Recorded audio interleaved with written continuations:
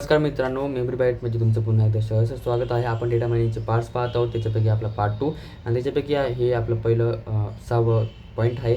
Data mining implementation process. म्हणजे याच्यामध्ये काही प्रोसेस आहे, जसं की इंटिग्रेशन करणं. डेटा कोणत्या ठिकाणून जो कलेक्ट केला गेला आहे त्या डेटाला आपण इंटिग्रेट करतो, कंबाईन करतो, नंतर सिलेक्ट करतो. जो पण कामाचा डेटा आहे त्याला सिलेक्ट करतो, ट्रान्सफॉर्म करतो, म्हणजे एक करेक्ट फॉर्मॅटमध्ये त्याला आपण ट्रान्सफॉर्म करतो. डेटा मायनिंग हा कोर कंपोनेंट आहे, म्हणजे डेटाचे जे पण पॅटर्न्स आहेत, नॉलेज आहे, त्याला आपण मायनिंग करायचं काम करत असतो. नंतर इव्हॅल्युएशन, म्हणजे जे पण पॅटर्न्स आहेत त्याला आपण इव्हॅल्युएट करतो आणि जे पण आपण झालं डेटा मायनिंग झाला नंतर त्या नॉलेजला रिप्रेझेंट करतो वेअरहाऊसमध्ये किंवा मार्टमध्ये आपण त्याला प्रेझेंट करून देतो. नंतर डेटा मायनिंग आणि MLचे डिफरन्स. हा डेटा हा पॅटर्न एक्सट्रॅक्ट करतो, हा लर्न करतो डेटापासून. हा 1930मध्ये ॲनालिसिससाठी यूज झाला, 1950मध्ये यासाठी ॲनालिसिस लार्ज डेटा करतो आणि याच्यामध्ये अल्गोरिदम यूज होतात. याच्यामध्ये क्लस्टरिंग, याच्यामध्ये सुपरवाइज्ड, याच्यामध्ये जास्त माणसांची गरज पडते, याच्यामध्ये कमी माणसांची गरज पडते. याच्यामध्ये स्टॅटिक रूल्स असतात, याच्यामध्ये इम्प्रूव्ह विथ डेटा. नंतर customer segmentation, fraud detection, customer vision, NLP automates करतं काम. नंतर स्टॅटिक नॉलेज असतं याच्यामध्ये आणि याच्यामध्ये एक्सपांड आणि इम्प्रूव्ह नॉलेज होत असतं because of learning, continuously learning. नंतर डेटा मायनिंग फंक्शनॅलिटीज. म्हणजेच फंक्शनॅलिटीज काय डेटा मायनिंगचे. कन्सेप्ट डिस्क्रिप्शन, म्हणजे याच्यामध्ये क्लासिफिकेशन होत असतं. याच्यामध्ये 2 प्रकार पडतात. ते 2 प्रकार म्हणजे क्लासिफिकेशन, डेटा कॅटेगरायझेशन आणि डेटा डिस्क्रिमिनेशन. म्हणजेच याच्यामध्ये पहिल्यामध्ये काय की समराईज फीचर्स आणि प्रोव्हाइड हाय लेवल व्हॅल्यू, आणि म्हणजे जसं की पर्सेंटेज. आणि डेटा डिस्क्रिमिनेशन म्हणजे दोघांचा डिफरन्स फाइंड करायचं काम करतं डेटा डिस्क्रिप्शनमध्ये. नंतर पॅटर्न्समध्ये, याच्यामध्ये पण 2 प्रकार पडतात. याच्यामध्ये पॅटर्न्स डिस्कवर होत असतं. याच्यामध्ये असोसिएशन रूल, म्हणजे 2 आयटम्समधलं रिलेशन शो करतं. नंतर करेक्शन ॲनालिसिस, म्हणजे त्याच्यामध्ये काय करतं की स्ट्रेंथ शो करतं 2 आयटममधलं. नंतर क्लासिफिकेशनमध्ये काय की जे पण क्लास आहेत, जे पण कॅटेगरीज आहेत त्यांना प्रेडिक्ट करायचं काम करतं. नंतर प्रेडिक्शन, जे पण फ्युचर व्हॅल्यू त्यांना प्रेडिक्ट करायचं काम करतं. क्लस्टरिंग म्हणजे काय की जे पण ऑब्जेक्ट आहे त्यांना ग्रुप करून त्यांना क्लस्टर बेस्ड सिमिलिटीवर ते प्रेडिक्ट करायचं काम करतं. याच्यामध्ये डिफाईन्ड क्लासेस असतात. नंतर आउटलायर्स ॲनालिसिसमध्ये काय की जे पण नॉर्मल बिहेवियर करत नाही त्यांना आयडेंटिफाय करतं. आणि इव्हॅल्युएशन ॲनालिसिसमध्ये काय की जे पण ट्रेंड्स आहेत, जे पण चेंजेस होत आहेत त्यांना ते डिटेक्ट करायचं काम करतं. नंतर नेक्स्ट क्वेश्चन, जे पण डेटा मायनिंगचे आर्किटेक्चर काय आहेत डेटा मायनिंगचे आर्किटेक्चर काय नेक्स्ट क्वेश्चन आहे आपला ओलॅप ऑपरेशन्स.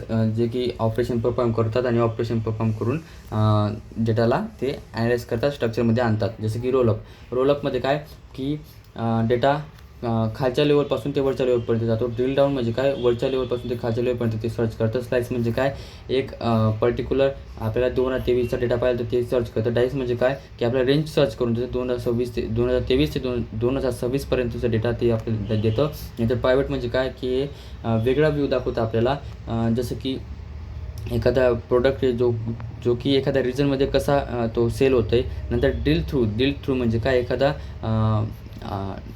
शॉर्ट डेटा आहे, एखादा समराइज डेटा आहे त्याला म्हणजे एखादा मोठा डेटा आहे, डिटेल डेटा आहे, त्याला ते समराईजमध्ये शो करतं, असं ते ड्रिल थ्रू आहे.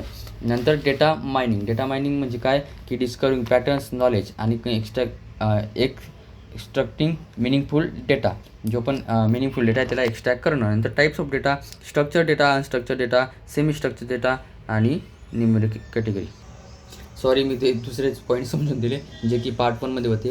हे ड्रॉ, एक्सप्लेन आणि डेटा मायनिंग आर्किटेक्चर टाईप्स. म्हणजेच जे पण डेटा मायनिंगचे आर्किटेक्चर आहेत ते काय आहेत आणि त्याचे टाईप्स काय आहेत नंतर डेटा मायनिंग काय आहे की स्ट्रक्चर कंपोनेंट, जे पण आर्किटेक्चर आहे ते स्ट्रक्चर कंपोनेंट दाखवतो, ज्याच्यामध्ये user interface, pattern evaluation modules, data mining engine, knowledge base हे असे आहेत. त्याच्यापैकी डेटा सोर्स काय आहे की डेटा सोर्समध्ये आपण जे पण डेटा कुठून कलेक्ट करतो ते दाखवतं. डेटा वेअरहाऊसमध्ये क्लीन आणि इंटिग्रेटेड डेटा स्टोअर केला जातो. आणि नॉलेज बेसमध्ये काय की जे पण डोमेन नॉलेज आहे, जे पण कन्स्टंट आहे, रूल्स आहेत, मेटा डेटा आहेत त्यांना गाईड करतं for processing of data mining. नंतर डेटा मायनिंग इंजिन काय, कोर कंपोनेंट आहे.